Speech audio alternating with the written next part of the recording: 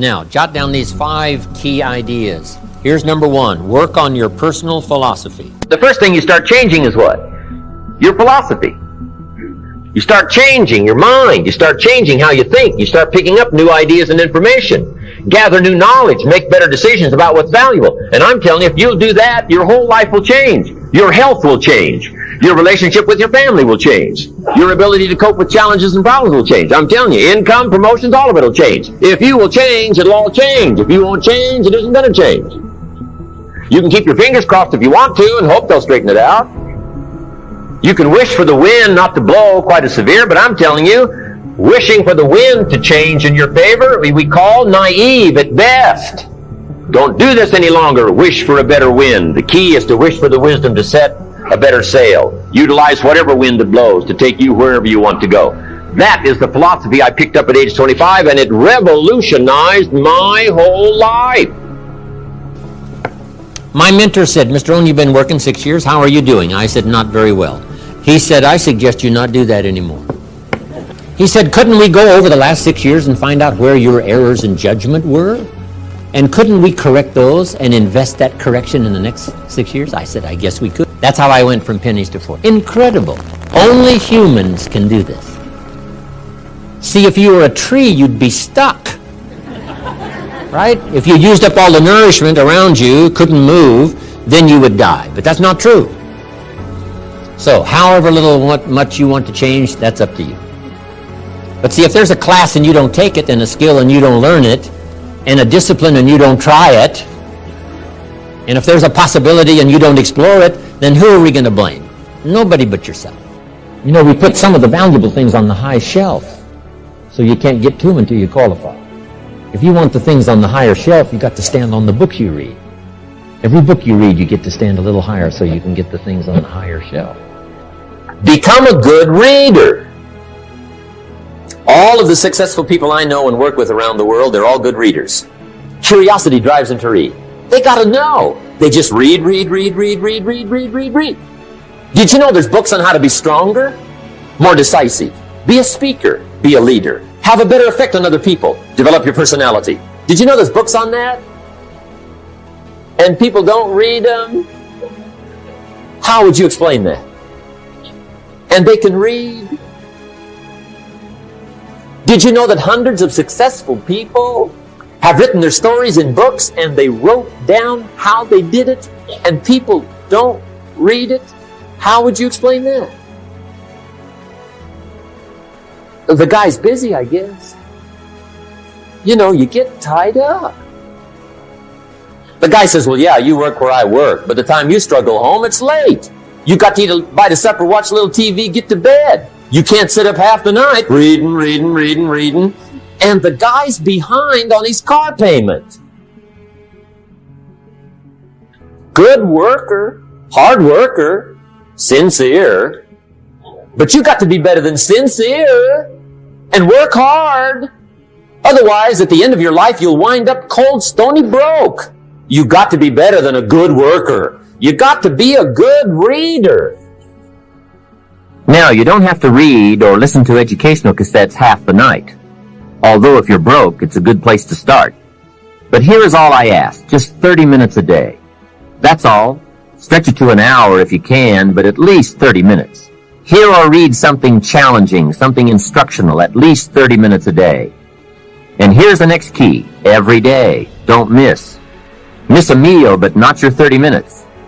Hey, you can get along without some meals, but you can't get along without some ideas, examples, and inspiration. And also remember to properly feed the mind. You must have good balance. Don't just read or listen to the easy stuff. You can't live on mental candy. Mr. Shoaff got me started on my library when I first met him. He said to me, become self-educated. Standard education will get you standard results. Check those numbers and see if that's what you want. And if it isn't, if you want something better than standard, you must become self-educated. Shoaff recommended a couple of books in particular to get me started. Now, I had a Bible, that's 66 books, so that was a pretty good start. But the first book Mr. Shoaff told me to get was the book Think and Grow Rich by Napoleon Hill. If you don't already have it, It's a great one to add to your library. I read it several dozen times. Schultz said repetition is the mother of skill. And if you could have seen my bank account at the time, you would have known I needed lots of that kind of repetition. Some of the ideas in that book made major changes in my life. As I look back now, the book was worth thousands, and I bought it for pennies. I learned a very valuable lesson. There can be a great deal of difference between cost and value. Before I met Mr. Schultz, I used to ask, how much does it cost? After I met him, however, I soon learned to ask, how much is it worth? I started basing my life on worth instead of cost, and everything changed. Here's the next one, attitude. Attitude. It is our attitude toward life which will determine life's attitude toward us. Now let's talk about the attitudes of people who are successful. Successful people come in all shapes and sizes and in widely varying degrees of intelligence, background, and so on. But they all have one thing in common. They expect more good out of life than bad. They expect to succeed more than they fail. If you want something worthwhile, take the attitude that there are a lot more reasons why you can have it than there are that you cannot, and set out to earn it. Go after it, work at it, ask for it, and 9 times out of 10, you'll get it. Now, let me tell you of a little test you can make which will prove beyond any shadow of a doubt that a good attitude can change a person's life as dramatically as walking from a darkened room into the bright, clear light of day. So here's the test. For the next 30 days, act toward the world, everything and everyone with whom you come in contact, with the attitude which represents the kind of results you want to achieve. That is, if the result you want is more success in what you're doing, act as though you are already in possession of the success you seek. If you want others to treat you with admiration and respect, treat others with admiration and respect first. Have you ever stopped to think of this? Every human being on earth is the most important human being on earth as far as he or she is concerned. You may never get anyone to admit it, but it's a fact. So for the next 30 days, treat every person with whom you come in contact as the most important person on earth, remembering as you do so that as far as that person is concerned, he is. Now, the reason I say treat everyone in this fashion is mainly because this is the way human beings ought to treat each other, and because it will help you form a habit that will bring you amazing and delightful results for the rest of your life. Have you ever noticed that the higher you go in any organization of value, the nicer the people seem to become? You see, the bigger the person, the easier it is to talk to him, to get along with him, to do business with him. Do you know why? It's because he's got a good attitude, and people with the best attitudes just naturally gravitate toward the top. So for 30 days, act toward others and the world at large in exactly the same manner you want the world and others to act toward you. Treat your wife or husband as the person he or she really is, the most important person in your life. The same with the children. Carry out into the world each morning for 30 days the kind of attitude you would have if you were the most successful human being on earth. And notice how it quickly develops into an habitual attitude. When a person does this, he should realize he has already placed himself on the road to what he seeks.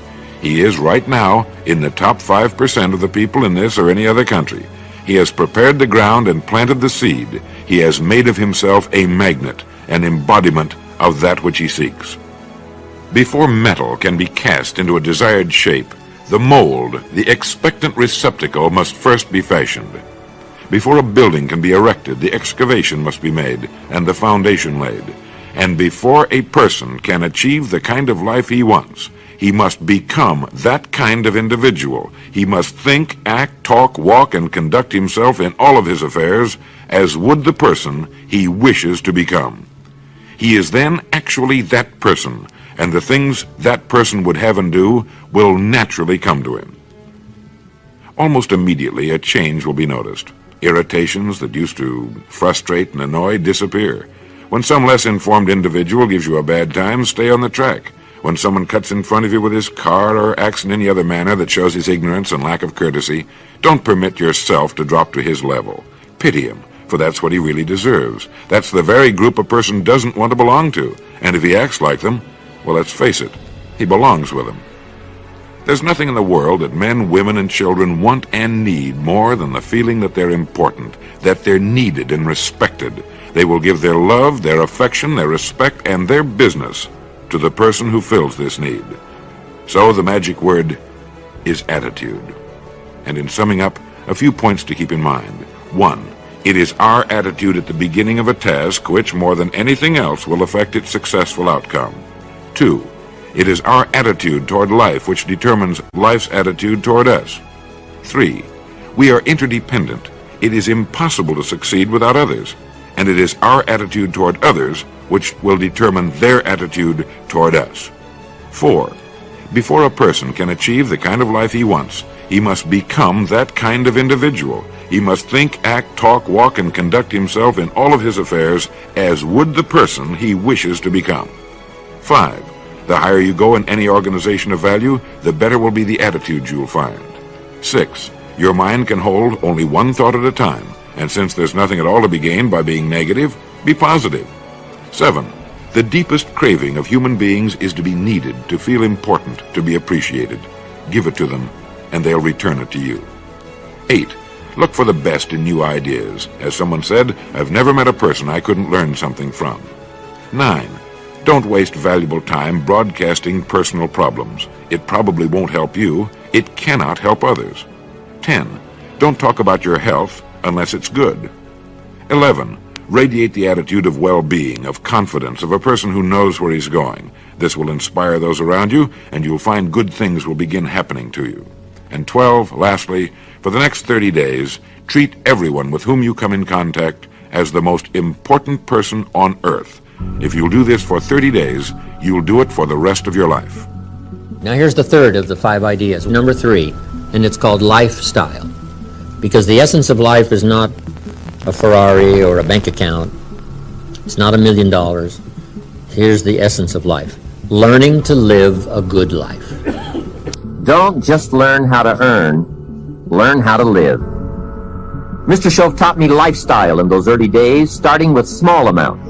He said, imagine that you're getting your shoes shined, and the shoe shine boy has done a fabulous job. So you pay him for the shine.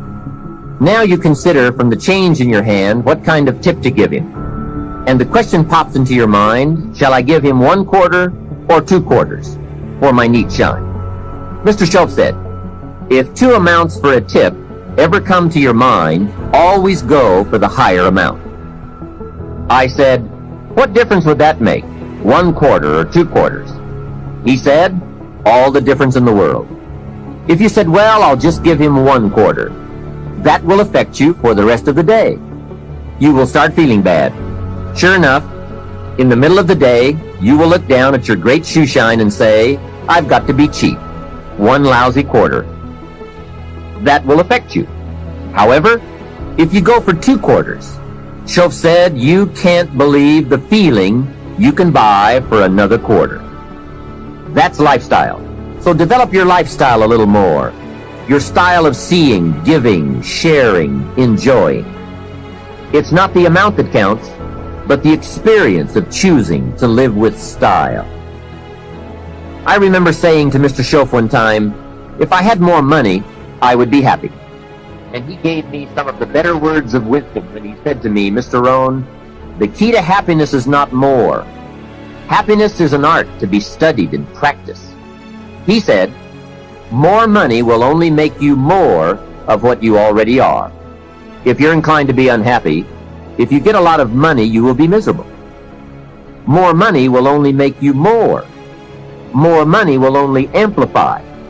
If you're inclined to be mean, and you get a lot of money, you will be a terror. If you're inclined to drink a little too much, when you get a lot of money, you can now become a drunk, because you can drink everything. So style is not more. Style is an art. Here's something else to think about. Did you ever hear where the expression tip came from? As in tipping the waiter or waitress in a restaurant. Mr. Schoaf taught me that it began as a symbol for the phrase, to ensure promptness. Now, Schoaf said, if a tip is to ensure promptness, when should you give it? Answer, up front. See, I didn't know that. I said, no, you have lunch, and if you get good service, you leave a good tip. If you get lousy service, no tip. And he said to me, no, Mr. Rohn. Sophisticated people don't take a chance on good service. They ensure good service by giving the money up front. I said, wow, what a way to live. I had never thought of that. So the next time you have someone special to take to lunch, call the waitress over, arm around the shoulders and say, here's $5. Would you take good care of me and my friend? Schultz said you won't believe what happens. They do what's known as hover. They hover around your table. Same money, different style. The next one is activity. Now here's an important question. What is your philosophy about activity? What about hard work? What about long hours? What about full days? If you're doing something, how hard should you go at it? How much time should you put in? Everybody has to develop their philosophy about activity. Because your philosophy of activity will affect the rest of your life. Not to think so is naive. I've got a good clue on rest. Make rest a necessity, not an objective. If you rest too long, the weeds take the garden in the summer. So you can't rest too long. Life doesn't stand still. And the threat of life will start overwhelming the values of life if you just let it go. So we've all got to have a philosophy about activity. Let me give you one of the best I know. Here's what it says. An ancient phrase says, whatever your hands find to do, do it with all your might. That's a philosophy. You say, well, I'm getting by with half my might. Well, okay, but you've got to decide on your own personal philosophy of activity. Now, this philosophy says, do it with all your might. Do you think there's any value or virtue in that? Well, I don't know. You've got to decide. You've got to weigh this out, right? You've got to evaluate it for yourself and put it on your own mental scales, and you've got to come up with your own answers. How hard should you work? I'm teaching kids now the ant philosophy. The ant philosophy. An ancient story says everybody should study ants, especially lazy people. The ant philosophy. Let me give it to you. It's very brief. Number one, ants never quit. Good philosophy. If they're headed somewhere, you try to stop them, they'll look for another way. They'll climb over, they'll climb under, they'll climb around, they keep looking for another way. What a neat philosophy. Never quit looking for a way to get where you're supposed to go. Number two, ants think winter all summer. That's an important philosophy. You can't be so naive as to think summer all summer. You say, well, isn't it nice? You can't think nice when it's nice. We will call you naive. In the summer, you got to think storm. You got to think rock. You can't think sand and sun. Number three, ants think summer all winter. That's so important. I'm sure all winter long ants say, this won't last long, we'll soon be out here. What a neat philosophy. What a neat attitude. This won't last long, we'll soon be out of here. First warm day, the ants are out. First warm day, they're out. They can't wait to get out. What a neat philosophy. Can't wait to get at it. We teach in leadership skills. Average people look forward to getting off. Successful people look forward to getting on with it. The guy doesn't want off, he wants on. And that's what starts to transform his life into the doing, into the activity. Now here's the last of the ant philosophy. How much will an ant gather during the summer to prepare for the winter? Answer, all he possibly can. What an incredible philosophy, the all you possibly can philosophy. A group of psychiatrists invited me to come and lecture in Los Angeles. I never graduated from college, but they wanted to hear my story, so I go talk to the psychiatrists. Then in the middle of my talk, I had the audacity to say, ladies and gentlemen, let me tell you what I think most messes with the mind. They said, what do you think most messes with the mind? I said, I think it is simply doing less than you can. Messes with the mind. It causes all kinds of psychic damage, I think. Simply being less than you can be. Doing less than you could do. Trying less than you could try. Doing it with less enthusiasm than you could. I think it somehow damages the mind. It damages our self-image. Because here's what I've discovered happens.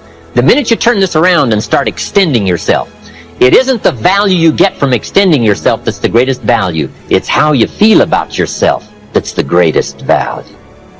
Because, see, it's not what we get that makes us valuable. It's what we become. And part of becoming is to see what all you can become. See what all you can do. See how much you can earn, how much you can share, how much you can start, how far you can reach, how far you can extend your influence. Now here's number 5. Measure progress. Because if you're going to play the great drama game of life, the key is to keep measuring progress to see how you're doing. How's your health doing? How's your income doing? How are your investments doing? If you're building a house, how is it coming along? What's going on? Measuring progress. That's what we call the name of the game.